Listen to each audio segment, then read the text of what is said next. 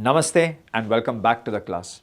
My friends, I hope all of you have understood that a computer basically has some hardware components, right? Namely, you have your microprocessor, you have your hard disk, you have your RAM, you have your GPU. Out of all these devices, the most important device, which is the brain of the computer, because of which everything happens inside the computer, be it listening to a song, be it watching a video, be it typing, or even moving your mouse, is all performed thanks to a device called as the microprocessor.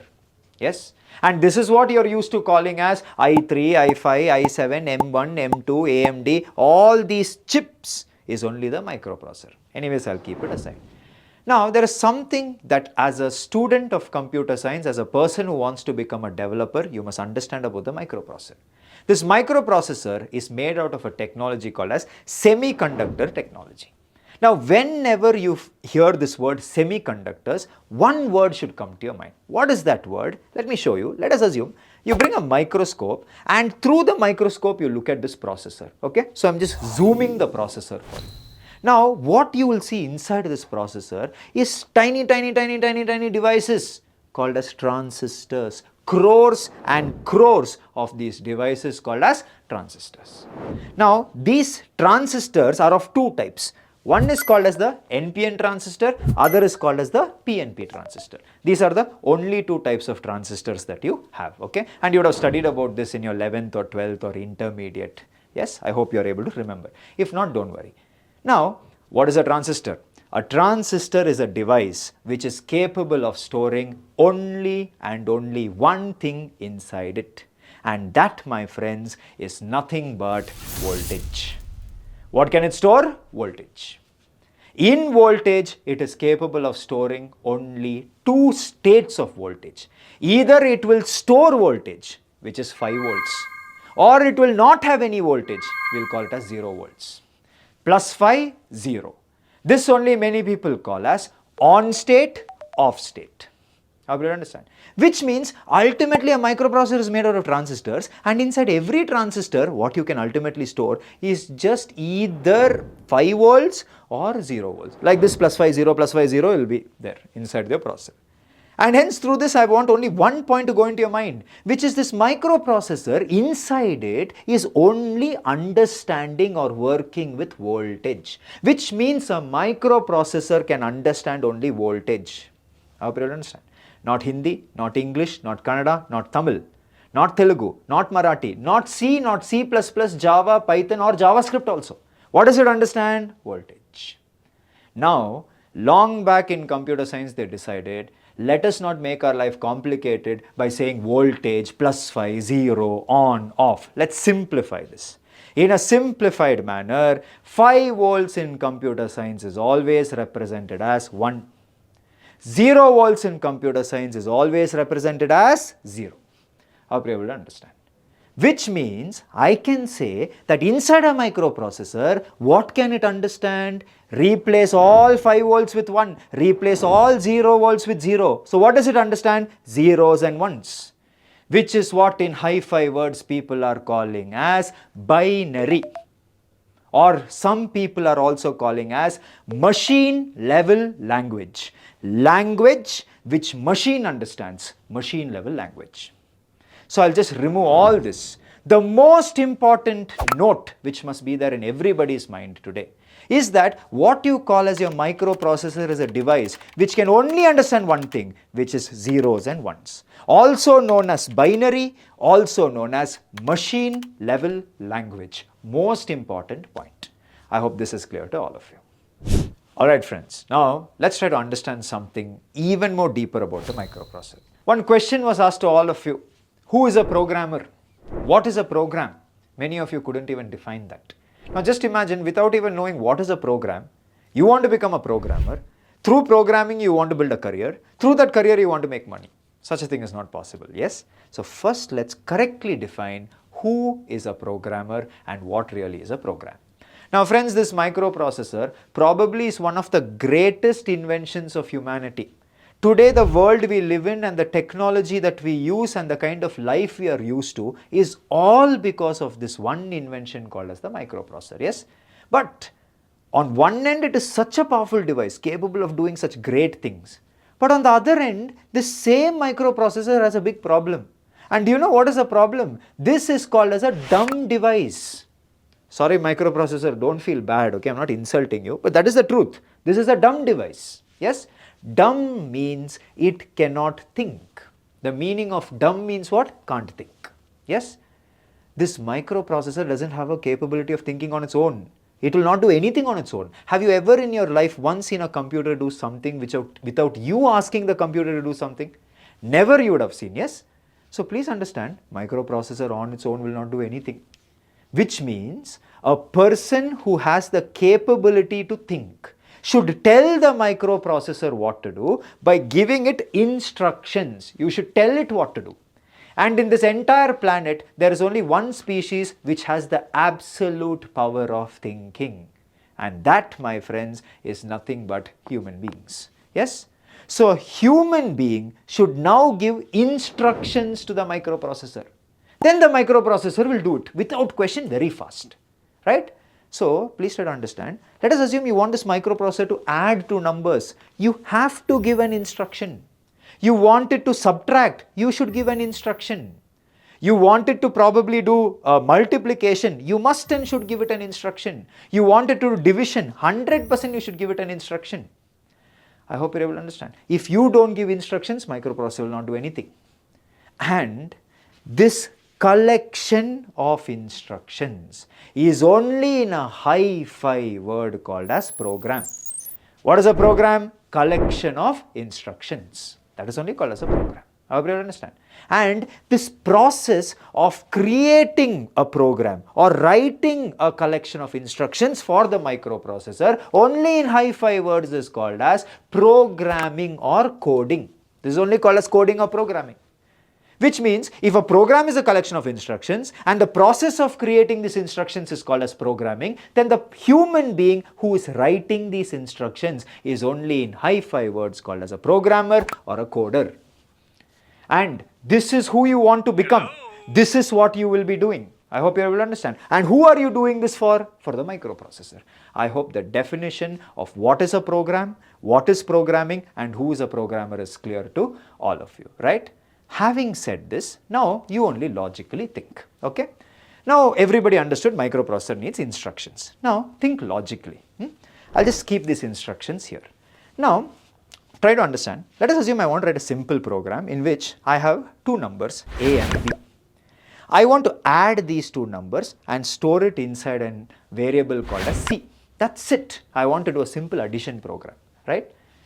Please try to understand, if you want to do addition, yes, you have to give instructions.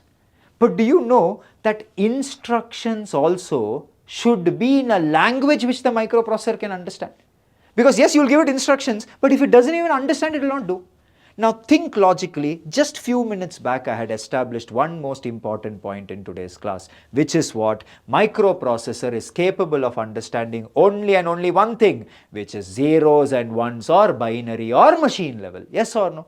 Which means if you want the microprocessor to do addition of two numbers and store it inside a variable, then you have to tell the instructions in zeros and ones like this. Only then, my friend, it will be able to do your addition. Yes? And as a matter of fact, please try to understand, writing code in zeros and ones is only in hi-fi words called as machine level language. In short, we can call it as MLL, machine level language. Is this much clear to you? And as a matter of fact, are you curious to see how a program written in pure machine level for addition of two numbers will look like? This is the program. Just look at this, complete zeros and ones. This is how the programming was in 1930s when microprocessor was invented, just pure binary. Anyways, once you write code in machine level, give it to the microprocessor as input, processor understands, if it understands, it executes, you will get your output. I hope this much is clear to all of you. Yes? Now, just imagine every single day you come to class and this is how programming is done. A simple addition of two numbers will look like this. I am sure 90% of you will not even be interested in becoming a programmer, because who wants to code in zeros and ones? My God, what is this? Yes or no?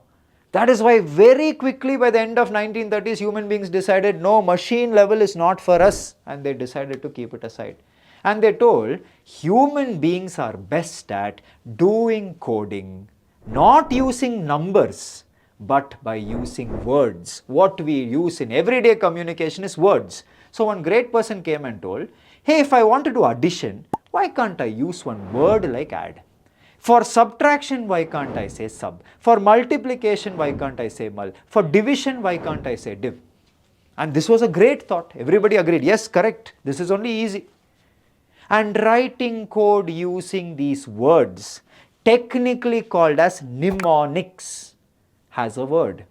This is only called as assembly level language, which I'm sure most of you have studied in your academics. Yes or no? As a matter of fact, the addition of two numbers program in assembly level will look like this. How do you understand? Move, AX, BX, all this what are you saying? This is only assembly level. Yes or no? Anyways, I'll keep this aside. Now think logically, you wrote code in assembly level. Now I'm going to ask the most important question in today's class. If in case I write code in assembly level, and if in case I give it to the microprocessor, in short I'm calling it as ALL, do you think the microprocessor will understand? Yes or no? 100%. If you are thinking, the answer is a big no. Why no? Because unfortunately, this assembly level language cannot be understood by the processor. Again, coming back to the first point. What is the first point in today's class? That microprocessor understands only zeros and ones. That's it. How do you understand? You are talking to it in a language it cannot understand. So I hope everybody understood what I'm trying to say. See, think about it like this, okay? See, now, this is assembly level language, it cannot understand, okay? Now what to do? What to do means, processor wants machine level. Human wants to write code in assembly level. Now there is a conflict.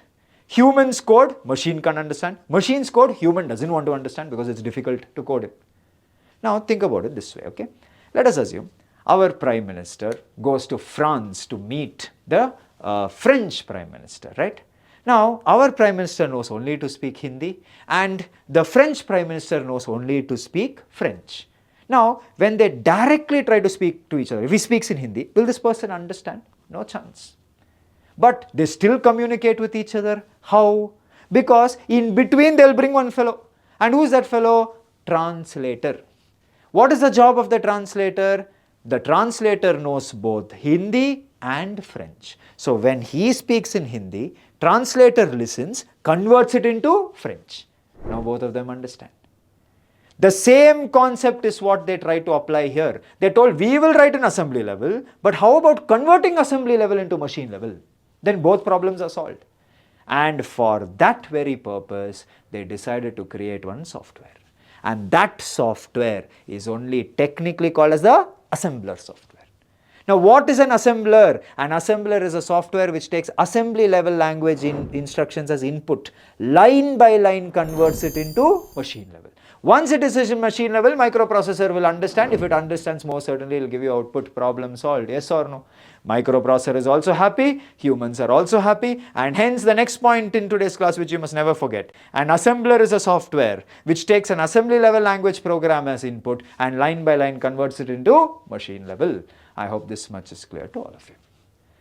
But one thing we human beings are known for is, we are super lazy.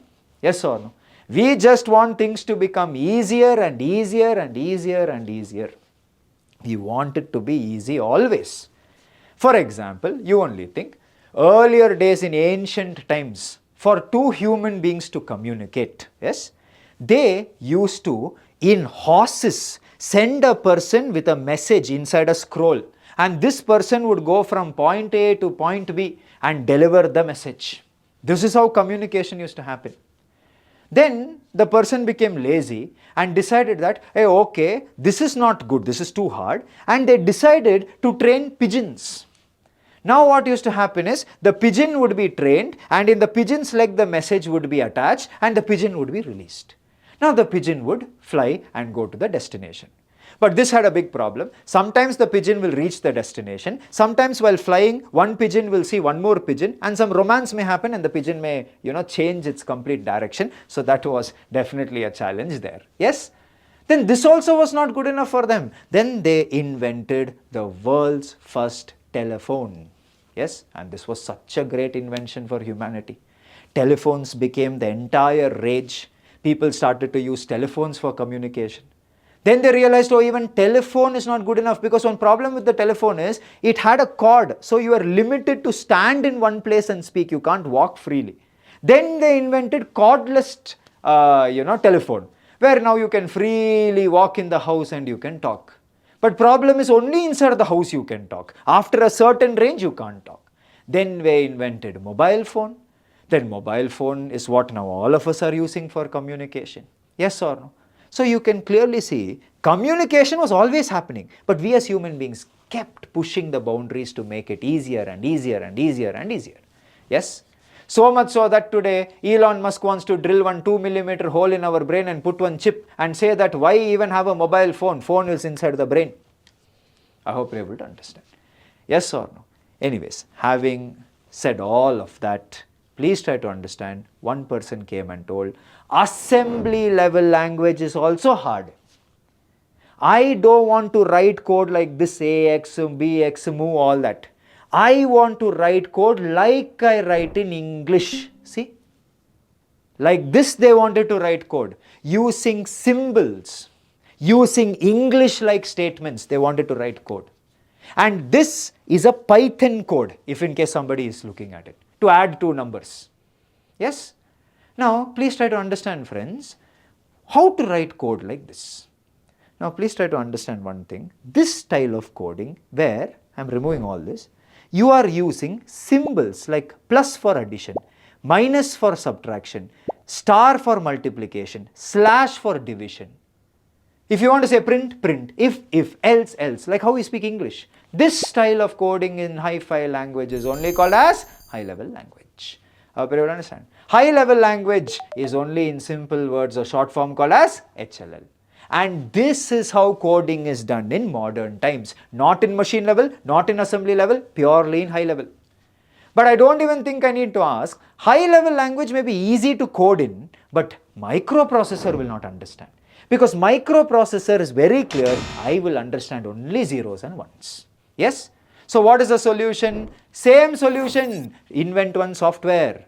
What is the name of the software? Compiler. What does the compiler do? You give it high level.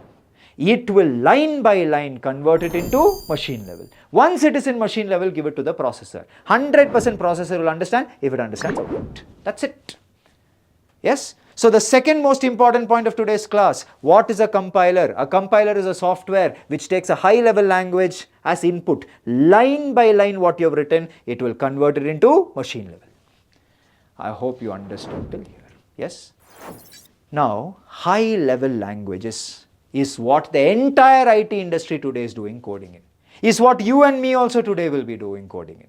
And please understand, the language which all of you are here to sit and learn and get a job in, please understand that language is also completely in high level. Java is a high level language. JavaScript is a high level language.